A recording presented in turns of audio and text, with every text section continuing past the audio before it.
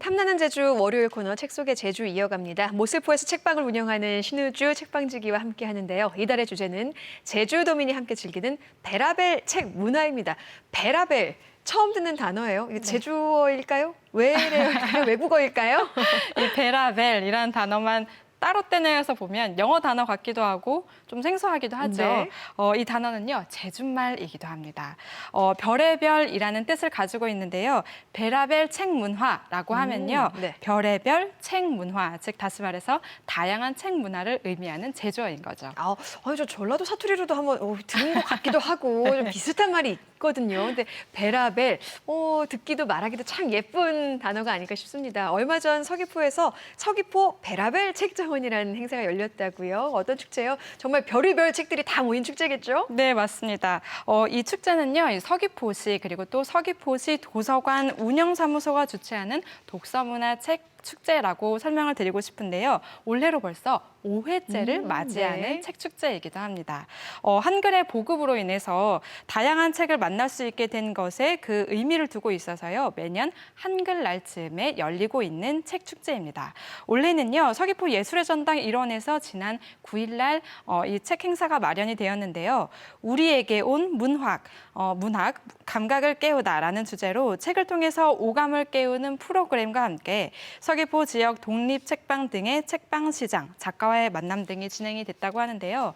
올해 작가와의 만남에서는 이 미술의 대중화를 일구는 도슨트 정호철 작가, 그리고 또 있지만 없는 아이들이라는 책으로 책 속의 제주에서도 함께 했었죠. 은유 작가가 초청되기도 했습니다. 네, 와, 벌써 이제 5회째를 맞이했다고요. 서귀포 대표 책 축제인데 아직까지 가보지 못했습니다. 올해도 놓쳤으니 내년에는 꼭 가봐야겠는데요. 이 축제에서 소개된 책을 오늘 소개해준다 했잖아요. 어떤 책일까요? 네, 이번 베라벨 책장원에 초청된 이 두 분의 작가 중에 한 분의 책을 오늘 소개해드리려고 하는데요.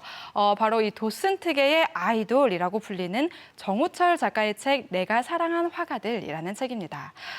미술이 좀 어렵고 그래서 가까워지지 못하는 분들을 위해서 아주 쉽고 그리고 재밌고 그리고 또 게다가 유익하게까지 한 책이라고 볼 수 있는데요. 정호철 작가가 사랑하는 화가 11명의 인생과 함께 그 작품을 세세하게 소개하는데요. 화가의 삶을 통해서 작품을 감상할 수 있도록 도와주고 있는 책이기도 합니다. 이 미술 작품을 주제나 색감, 배경 등 다양한 관점에서 느낄 수 있게 하고요. 또 미술에 대한 흥미와 관심, 또 집중도를 높이는 그런 책이라고 볼 수 있겠네요. 와, 가을하면 또 이제 나들이 삼아 미술 전시 관람하기도 참 좋은 계절이잖아요. 근데 책도 있고 거기다가 그 책을 통해서 미술 작품까지 깊이 있게 만날 수 있을 것 같아서 오늘 책이 무척 기대됩니다. 그럼 정우철 작가에 대한 소개가 궁금한데요. 네. 어떤 분이신가요? 제가 아까 짧게 말씀드렸는데 애칭이 정말 많은 분이기도 하더라고요. 이 도슨트인 정호철 작가는요. 우리나라의 도슨트계 아이돌이라고 불리기도 하고요. 또 하나 재미있는 별명이 있습니다. 전시관에 피리 부는 사나이라고도 불리는데요. 어느 정도냐면요. 이 전시 해설을 아주 맛깔나게 해서 이분이 전시관에 떴다 하면 다들 이분을 따라다니면서 해설을 듣는다고 해서 이 전시관에 피리 부는 사나이라는 별명이 붙을 정도이기도 합니다. 특이한 게요. 이분은 직장 생활을 하다가 도슨트가 됐다고 해요. 애초부터 미술 전공자는 아니었지만 어렸을 때부터 그림을 보고 그리고 또 그림을 소개하는 걸 무척이나 좋아했다고 합니다. 그래서 직장을 그만두고 자신이 좋아하는 일에 뛰어들었는데 정말 일가견이 있었던 거죠. EBS 클래스 2 채널에서 도슨트 정호철의 미술극장이라는 프로그램을 진행하기도 했었고요. 또 저술 활동도 활발하게 해서 도슨트 정호철의 미술극장 1, 2, 또 미술관 읽는 시간, 내가 사랑한 화가들 등을 출간하기도 했습니다. 네, 와, 외모가 굉장히 수려해서도 네. 이렇게 도슨트계 아이돌이라는 별명이 있을 것 같고요. 또 말씀 워낙 잘하신다고 해서 전시관에 피리 부는 사나이라는 별명이 있다고 했는데 와, 이분이 사랑한 화가들 어떤 사연이 있을지 궁금합니다. 책 내용 한번 살펴볼게요. 네, 이 책에는요 모두 11명의 화가와 또 작품이 아주 자세하게 소개가 되어 있는데요. 정호철 작가가 도슨트가 되는데 아주 지대한 영향을 끼친 화가들이라고 소개를 하고 있습니다. 마르크 샤갈, 앙리 마티스, 아메데오 모딜리아니, 프리다 칼로, 구스타브 클림트, 툴루즈 로트레크, 케테 콜비츠, 폴 고갱, 베르나르 비페, 에곤 실레 이렇게 이제 나오고 있는데요. 사실 우리에게 좀 많이 잘 알려진 화가도 있고 그리고 또 이름도 좀 생소한 화가들도 등장하긴 하는데요. 사실 보통 이 전시회의 작품 설명집을 보면요. 작품 자체만 설명하는 해설이 사실 대부분이거든요. 그래서 이 미술을 공부한 분들은 이 정도의 해설만으로도 충분하겠지만 저처럼 비전공자이거나 혹은 미술이 좀 무섭기까지 한 분들의 경우에는 작품을 감상하는데 이 작품 설명집이 오히려 방해가 되는 경우가 정말 많습니다. 이런 분들은 어떻게 작품을 대하는 게 좋을까라고 묻는다면 아마 이 책이 좀 더 제격일 것 같다라고 소개를 드리고 싶은데요. 화가가 이런 작품을 창조하게 된 배경을 소개하면서 감상에 많은 도움을 주고 있기 때문입니다. 이 책이 바로 그런 역할을 해서요. 미술의 대중성을 갖게 하는 그런 책이다라고 소개하고 싶네요. 네, 이렇게 많은 거장의 이야기를 담았는데 그중에 한 화가만 좀 찝어볼까요? 아, 네. 프리다 kahlo에 대한 설명을 좀 드리고 싶은데요. 예, 프리다 kahlo, 멕시코의 국보라고도 알려진 인물이기도 합니다. 자화상이 정말 유명한 화가이기도 한데요. 책에서는 프리다 kahlo를 정의하는 키워드로 고통으로 그려낸 의지의 얼굴이라고 소개를 하고 있습니다.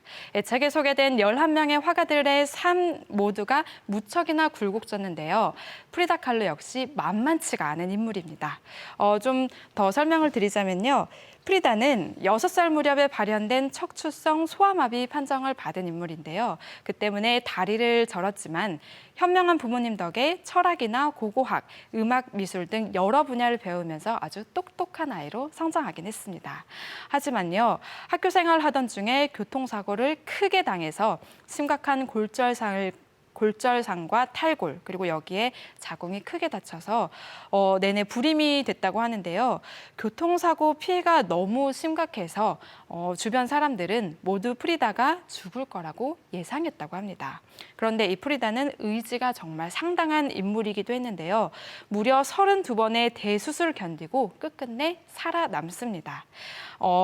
대부분의 시간을 병원에서 보냈는데요. 이렇게 무료한 병원 생활을 달래기 위해서 그림을 그리기 시작했는데 누워만 지내다 보니까 관찰할 수 있는 대상자가 오직 자신이었다고 하고 있어요. 그래서 거울을 통해서 자신을 보면서 첫 자화상, 벨벳옷을 입은 자화상을 그렸다고 하네요. 너무 아름다운 그림이죠. 네, 와, 정말 아름답습니다. 우아함이 느껴지고요. 그 안에 또 강인함까지 느껴지는 것 같습니다. 32번의 대수술을 겪고, 와, 답답한 병원에서 누워만 지냈는데 그려낸 작품이라는 게 믿겨지지가 않아요. 그렇죠.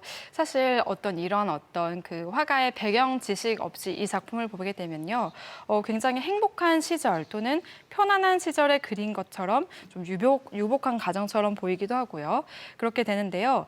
프리다는 이 그림에 대해서 이렇게 소개하고 있다고 책에 나오고 있습니다.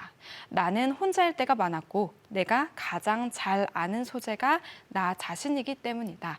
라고 이렇게 자화상을 많이 그린 이유에 대해서 이야기를 하고 있는데요. 이 그림을 그리는 것을 계기로 프리다는 화가가 되기로 결심했다고 합니다. 교통사고가 나기 전에는 의사를 꿈꾸었다고 하는데요. 이 의술을 배울 때 연습하고 훈련했던 것들이 그림을 그리는데 많은 도움을 줬다고 하네요. 와, 생명을 살리는 의사의 길을 가려다가 새로운 것을 창조하는 화가의 길로 들어섰군요. 프리다 칼로 하면 이 진한 눈썹이 인상적인 자화상으로 유명하잖아요. 그럼 이때부터 이제 자화상을 주로 그리게 된 건가요? 아, 네. 사실요, 이 프리다 칼로가 남긴 정말 여러 작품 중에 대부분 3분의 1이 자화상이기도 합니다. 자화상이 그녀의 대표작이라고도 볼 수가 있는데요. 삶의 굴곡이 클 때마다 프리다는 자화상을 그렸다고 해요. 뜻대로 되지 않는 신체와 또 뜻대로 되지 않았던 남편이 그녀가 작품 세계를 형성하는데 상당한 영향을 끼치는데요. 프리다가 화가로 전향한 그때 멕시코는요, 미술계에 3대 거장이 있었는데 디에고 리베라가 그중 한 명입니다. 이 디에고 리베라, 엄청난 여성 편력을 자랑하는 이 화가는 프리다 칼로와 만나서 순식간에 사랑에 빠지고 그렇게 둘은 21살의 나이 차를 극복하고 결혼에 성공합니다. 그런데요, 이런 기쁨도 잠시 프리다는 교통사고 후유증으로 인해서 척추 통증이 시작돼서 다시금 수술대에 올랐는데요. 이때쯤 디에고 리베라의 바람기도 다시 일어서서 프리다의 속을 굉장히 아프게 했다고 합니다. 이런 고통스러운 현실 속에서도 프리다는 그림을 계속해서 그려나가게 되죠. 와, 이렇게 한 사람의, 한 여자의 인생이 이렇게 고통스러워도 되나 싶을 정도로 참 많은 일을 겪었는데, 그런데 이제 프리다의 고난이 또 여기서 끝이 아니죠. 네, 엄청나게 정말 굴곡진 삶을 예. 산 인물인데요. 이 프리다에게 정신적으로 아주 큰 충격을 안긴 사건이 하나 있었는데요. 척추 통증 수술 이후에 프리다는 꼼짝없이 침대에만 누워서 지내게 됩니다. 그런 그녀를 간호하기 위해서 프리다의 여동생이 집에 왔었는데요. 그런데 이 여동생과 남편이 불륜을 저지르게 됩니다. 이 시련을 프리다는 그림으로 승화하게 되는데요. 단지 몇 번 찔렀을 뿐이라는 작품입니다. 이 작품은요, 당시 신문에 난 어떤 한 살인사건의 기사에 영감을 크게 받았다고 하는데요. 가정폭력을 일삼는 남편이 칼로 아내를 찔러서 살해한 건데 프리다는 극심한 정신적 고통을 겪는 자신이 이 기사의 아내처럼 느껴졌나 봅니다. 그래서 굉장히 직설적이고 직관적인 작품을 그려내지 않았나 하는데요. 이 작품을 그리면서 프리다는 남편과 동생의 불륜을 조금이나마 극복할 수 있었다고 합니다. 이 미술 작품이라는 것은 결국 화가의 삶 그 자체라는 생각이 드는 대목이기도 하죠. 네, 이렇게 프리다 칼로라는 화가의 작품이 좀 더 이렇게 흥미롭게 다가오기도 합니다. 작품을 감상할 때 단순히 그 작품 하나만 보는 게 아니라 그 화가의 삶이라든지 뭐 시대 배경 이런 것을 생각하면 더 그 작품을 통해서 풍부한 생각과 또 감정을 끌어낼 수 있을 것 같아요. 네, 맞습니다. 사실 이 프리다 칼로의 작품을 보면요. 철골 구조물이 굉장히 많이 드러나거든요. 그리고 또, 네. 그런데요. 이 철골 구조물은 완전히 부서진 그녀의 척추를 대신해서 고정해 주었던 의미를 하고요. 또 사람의 장기도 많이 등장을 하는데 그녀의 여성으로서의 삶을 앗아간 것에 대한 절망을 표현한 거라고 합니다. 강렬하게만 다가오는 프리다 칼로의 그림은 실은 이런 삶의 시련과 고통에 맞서는 유일한 방법이었습니다. 프리다 칼로의 일기장에는 이런 내용이 적혀 있다고 합니다. 나는 1년을 앓았고 척추 수술을 7차례나 받았다. 자주 절망에 빠진다.